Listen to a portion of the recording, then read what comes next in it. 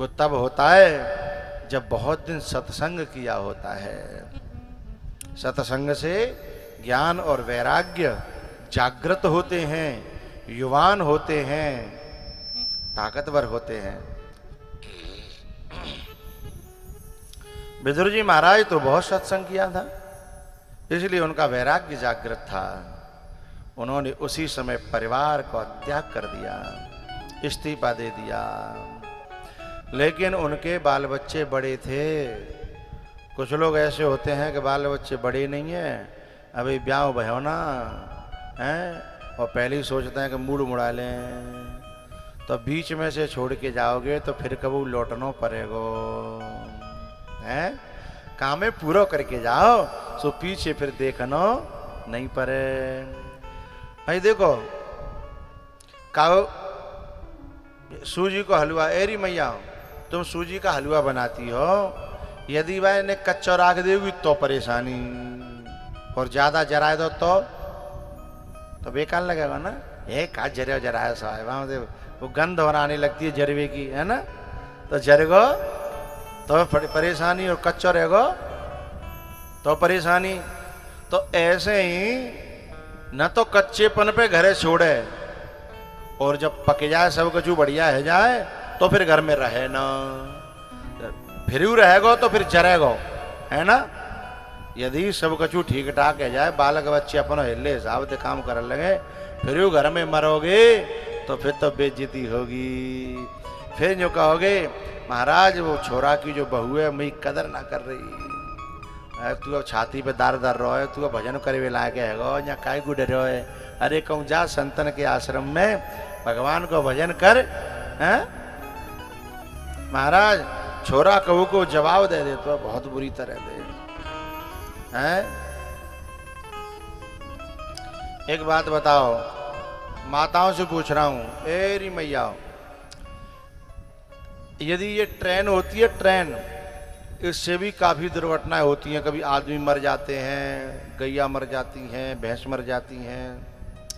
लेकिन तुमने कभी ऐसा नहीं देखा होगा कि रेल के नाम का उन्हें रिपोर्ट कर दे कि मैं आदमी मार डाले हो, हैं, और रेल को ड्राइवर पकड़ के जेल में चलेगा होए। ऐसा किसी ने सुना है? नहीं सुना।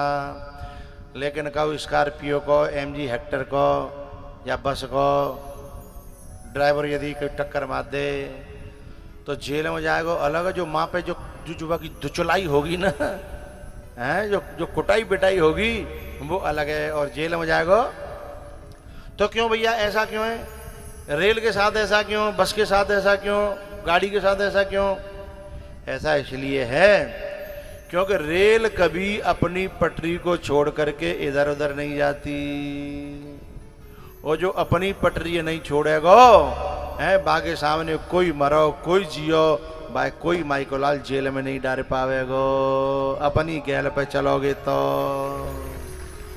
हैं, अपनी रास्ता पे, अपने धर्म पे, हैं, जो शास्त्रों ने नियम बताया है, हैं, वहां पे चलोगे तो तुम्हारे विरोध में कोई एफआईआर नहीं होगी।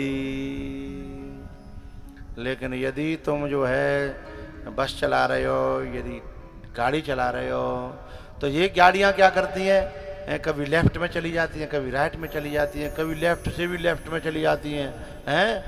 कहूँ तो मैंने देखे ट्रक जो है बीच की रोड में, जो बीच में डिवाइडर होता है ना, उसे भी छलांग करके वापस जाकर तब जाके 4-6 को ठोक देता है, हैं। तो क्या होगा, गड़बड़ होगी ना। तो जो अपने रास्ते को छोड़ देगा, बाकी संग में एक्सीडेंट होगा और वो मरेगा और जेल में जाएगा, हैं। बात काय पे चल रही?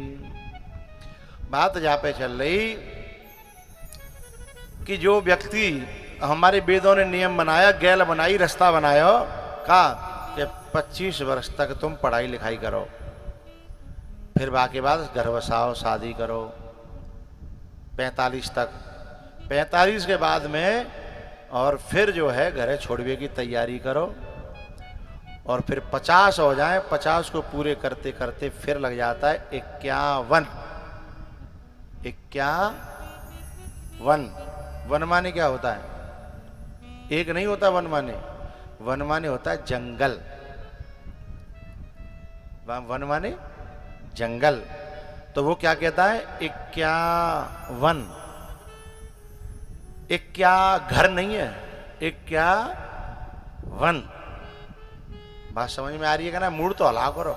ये तो ऐसे बैठ जाते माटी के से धोंदा, न हले न डुले न नान्यो करें न न्यो करें।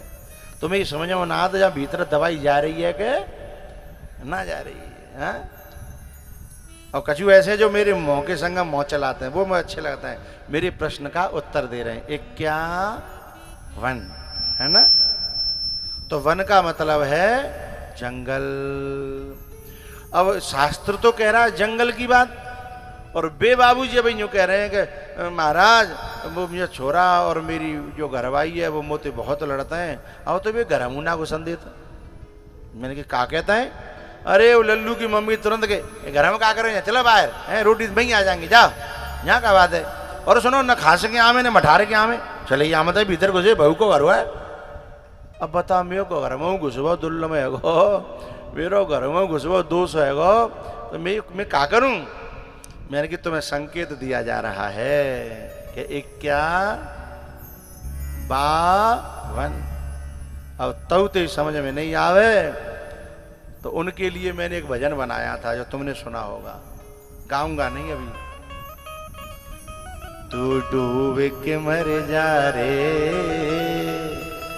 चुल्लू भर पानी में,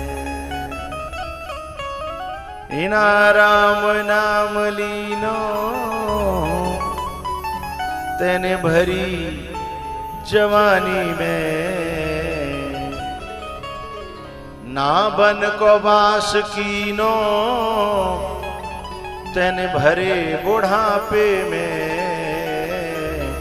कछु ऐसो तो काम करो जो रहो मुनाफे में, कछु ऐसो तो काम करो जो रहो मुनाफे में।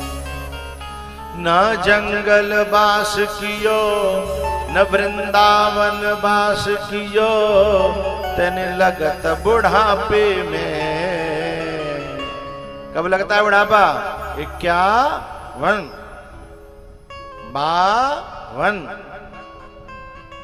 और वो जो कह रहा महाराज मेरा तो मन करता है चूल्हे पे बैठ बैठ के गरम गरम रोटी लूं, चाय की चुस्की लूं और एक 22 या 27 की बीड़ी जो लूं।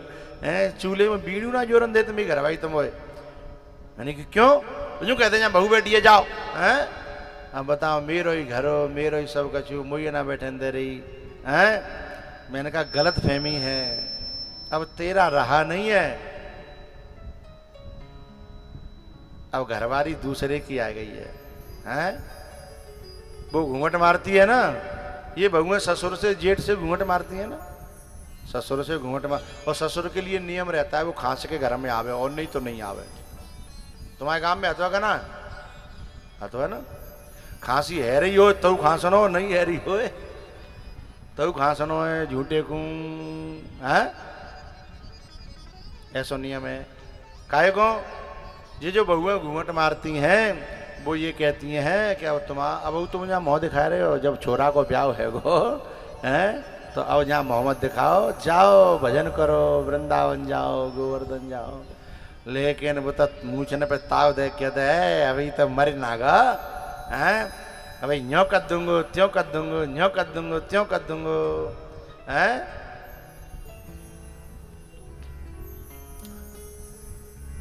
कछु ऐसो काम करो जो रहो मुनाफे में, इना राम नाम लीनो तेने लगत बुढ़ापे में, सारो जीवन खोयो। बा में अलग बात है, पहले में सारो जीवन खोयो तेने आना कानी में, लेकिन जहां में अलग बात है। सवेरे जगत घेम बड़े बूढ़े ने गांव में एक लोटा चाय चाहिए, एक गिलास दो तो बोले हम जाते का मेरी जीवत आती है रही है हैं। ने कहा अच्छी तरह लिया और लाली वो चाय तो लिया ही, न के जाऊं जो बोरवे तो ला, जब रूखिए कैसे पीऊं, जाऊं जो बोरवे है। बोले बिस्कुट लिया, क्या टोस लिया, क्या पापे लिया, पापे हैं। सारो जीवन खोया बिस्कुट और पापे में, कछु ऐसो काम करो जो रहो मुनाफे में। ना राम नाम लीनो तेने लगत बुढ़ापे में, कछु ऐसो काम करो जो रहो मुनाफे में। विदुर जी महाराज ऐसे नहीं थे, उन्हें तो नेक मौका मिलो तो तुरंत घर का त्याग कर दिया, परिवार का त्याग कर दिया, संसार का त्याग कर दिया।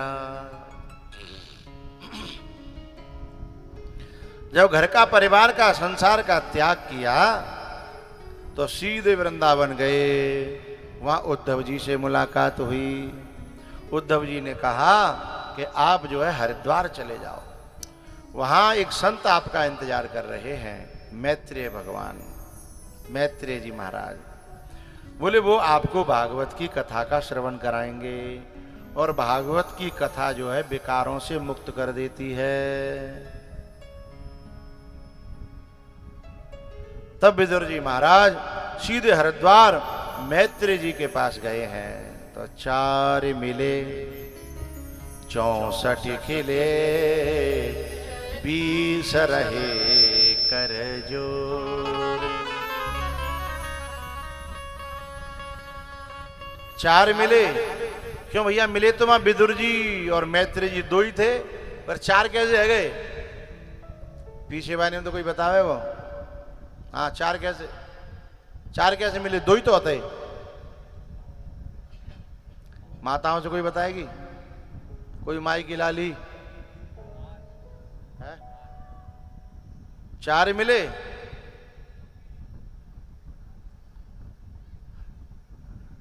अब जो आगे वाले बैठे हैं ये तो कथा रोज सुनते हैं, ताते बता देंगे। पीछे वाले में तो पूछ लो, जो रोज सुनने वाले हैं वे तो बता ही देंगे। कुछ लोग बता रहे हैं हाथ मिले। वैसे तो हाथ भी लग सकता है, लेकिन सही उत्तर है आंखें। 2 आंखें इनकी और 2 आंखें इनकी। 4 मिले 64 खिले। दांत बहुत बढ़िया है, सारे थे बता रहे हैं लोग का। दांत 64। कितने दांत होते हैं एक के? 32। कौन गिने? 32 किसी किसी के होते हैं। और जिसके मुंह में 32 दांत होते हैं उसकी बात जो है फैल कम होती है। इसलिए उन लोगों को बड़ा सोच समझ के बोलना चाहिए, चाहे छोरी हो चाहे छोरा।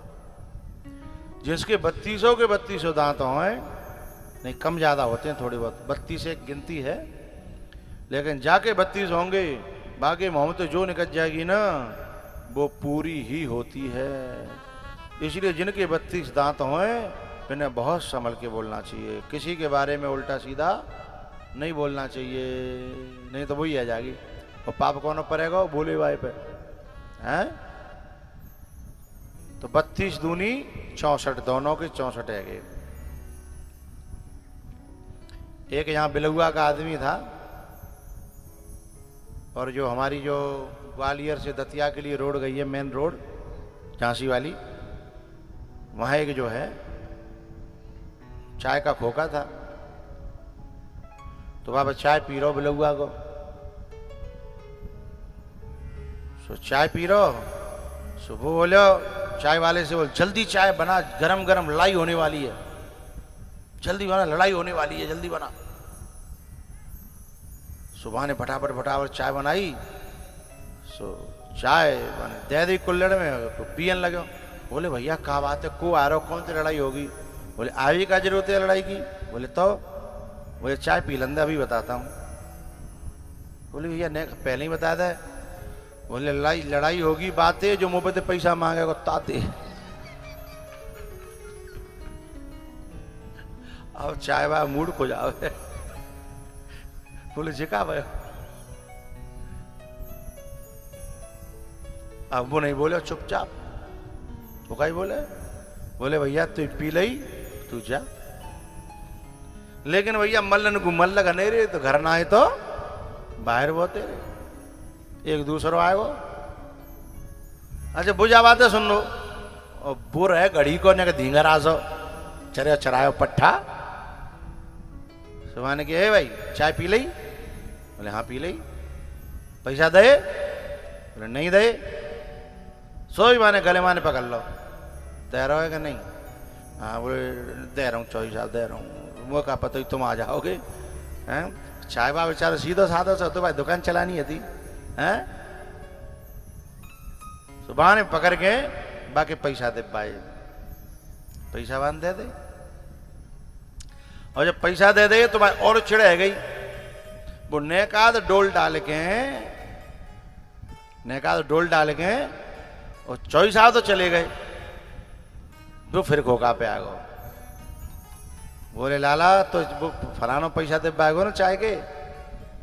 और दोगुने चाहिए। वो कितने चाहिए? दुगने।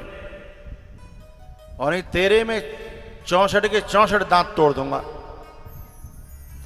माँ एक जो है ना वो वैसे जो बीनीवार हो तो का है गिलास फिलास जो फैले रहता है बोतल वगैरह, सीधा साधा साधे में गिलास बीनीवार हो तो का है वो डोल लो।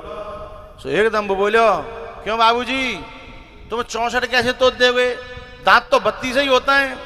बोले मैंने तेरे पहले ही गिर ले, मालूम पड़ेगी तू बीच में आवेगो तो मैंने तेरे नो कोई काउंटिंग तो पहले ही कर ली। तो 4 मिले 64 खिले और 20 रहे कर जोर। हर जन मिले बेहसे लाख करो।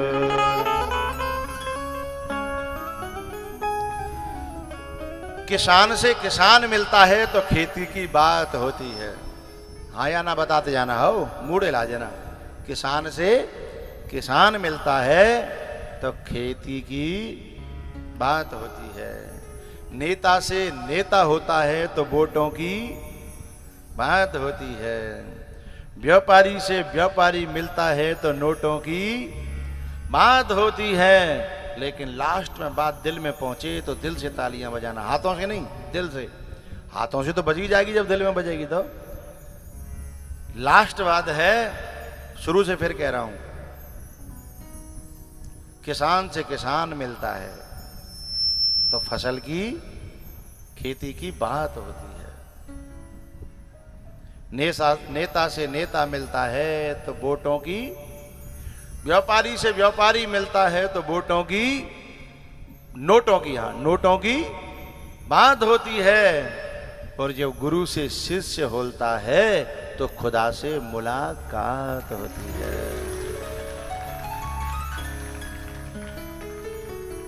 भैया है अच्छा जयकार बोल, ताली ते मन ना भरे हो।